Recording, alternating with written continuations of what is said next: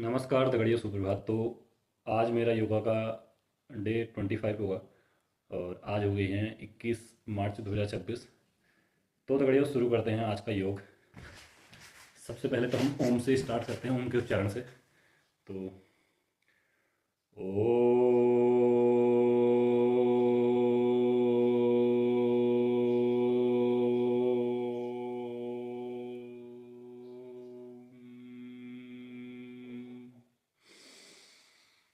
तो दगड़ियों, ओम बना हुआ है औ ऊ और मौ से मिलके। तो जब ओम का उच्चारण होता है तो ये तीनों स्वर साथ में आने चाहिए। उसके बाद हम करते हैं कपालभाति। कपालभाति हमारे लोअर स्टमक के लिए बहुत हेल्पफुल है।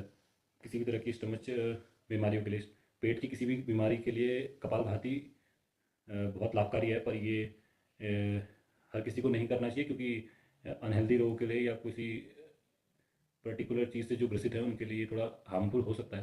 पर ये आप किसी जो योग करते हैं या योग की जिसे नॉलेज है उससे पूछ कर ही ये योग करिए, क्योंकि इससे परेशानियां भी हो सकती हैं किसी चीज़ की। क्योंकि पेट को तुम्हें अप एंड डाउन करना है। तो जैसे ऑपरेशन है, जैसे तुम्हारा ऑपरेशन हुआ है तो उस टाइम में नहीं कर सकते हैं। ये गर्भवती महिलाएं हैं उनको भी शायद नहीं करना चाहिए कपालभाति, क्योंकि ये पेट के पाचन तंत्र को स्ट्रॉन्ग बनाने के लिए और पेट को, हमारी जो पाचन तंत्र है उसे मजबूत करने के लिए बहुत कारगर है।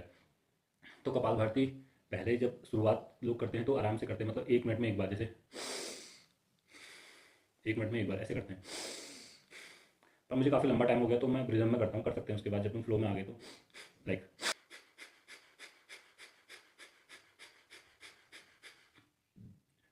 तो दगड़ियों, कपालभाति पेट के लिए ना, पाचन तंत्र के लिए बहुत कारगर है।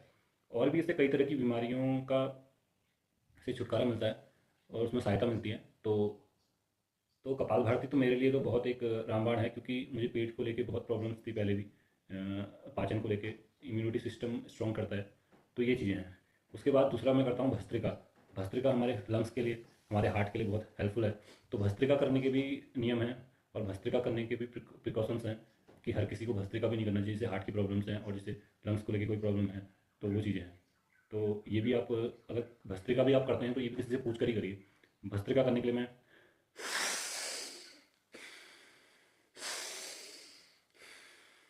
जब शुरुआत में करता था तो ऐसे ही करता था।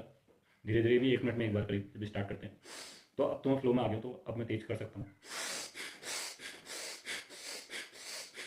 मतलब हमें फेफड़ों में पूरी फुल सांस भरनी है और एकदम से छोड़ देनी है। रिलीफ। तीसरा चीज़ है लगड़ियो, उज्जाई। उज्जाई हमारे गले के लिए बहुत इंपॉर्टेंट है। तो उज्जाई करने के लिए मैं करता हूँ ऐसे।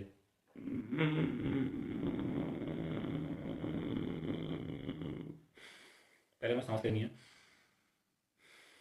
पहले सांस छोड़नी है, फिर सांस लेनी है जब हमें। तो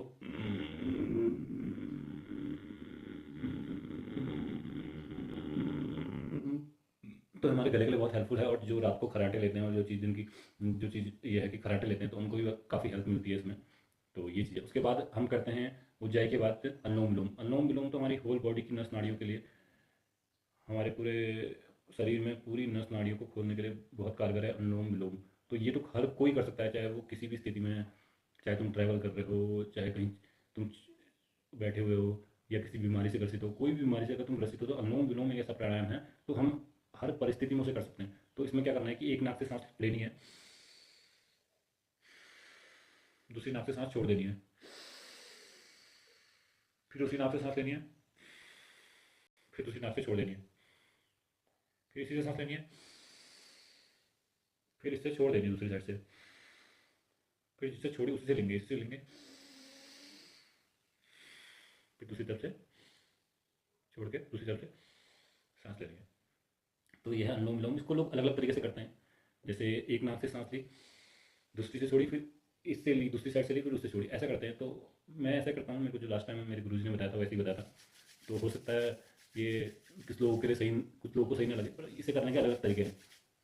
बेसिकली ये है कि एक नाक से हमें सांस लेनी है तो एक एक्टिवेट, हमारी जो नस नाड़ियाँ ज़्यादा एक्टिवेट होती हैं एक साइड की, और फिर दूसरी साइड से छोड़ते हैं तो दूसरी साइड से लेते हैं तो फिर उस साइड की नस नाड़ियाँ ज़्यादा एक्टिवेट होती हैं। तो ये चीज़ है।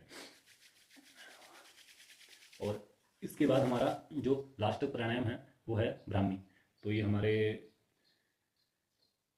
नर्वस सिस्टम और जो हमारा ब्रेन है, ब्रेन में बैलेंस एक्टिवेट करता है। ब्रेन हमें जो ब्रेन से लेकर कोई भी प्रॉब्लम है, हमारे सोचने का तरीका और हमारा माइंड रिप्रोडक्टिव प्रोडक्टिव एक कैसे चीज़ों को प्रोडक्टिव तरीके से एक चीज़ों को अच्छी तरीके से सोचता है, तो उसके लिए बहुत हेल्पफुल है हमारा ब्राह्मी।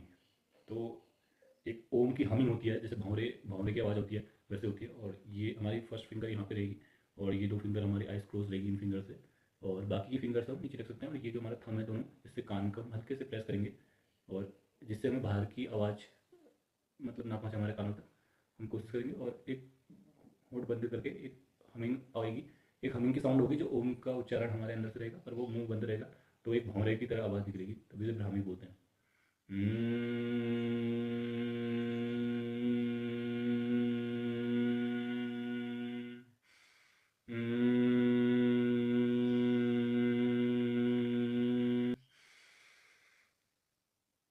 तो ये दगड़ियों, ये मैंने आपको लगभग 5 प्राणायाम बताए। कपालभाति, भस्त्रिका और उज्जाई, अनुलोम विलोम, ब्राह्मी। तो ये 5 प्राणायाम पूर्ण है हमारे पूरे शरीर के विकास के लिए। ये शरीर पूरी नस नाड़ियाँ, दिमाग, गला, फेफड़े, हमारा दिल, हमारा पेट, हमारी होल बॉडी के लिए। तो आशा करता हूँ दगड़ियों सबको मेरी ये प्राणायाम समझ में आए होंगे। तो मेरे साथ बने रहने के लिए मुझे आप फॉलो कर सकते हैं इंस्टाग्राम पे, यूट्यूब पे मुझे सब्सक्राइब कर सकते हैं, और अगर आप मुझे फेसबुक में देख रहे हैं तो वहाँ भी मुझे फॉलो कर सकते हैं। धन्यवाद दगड़ियों।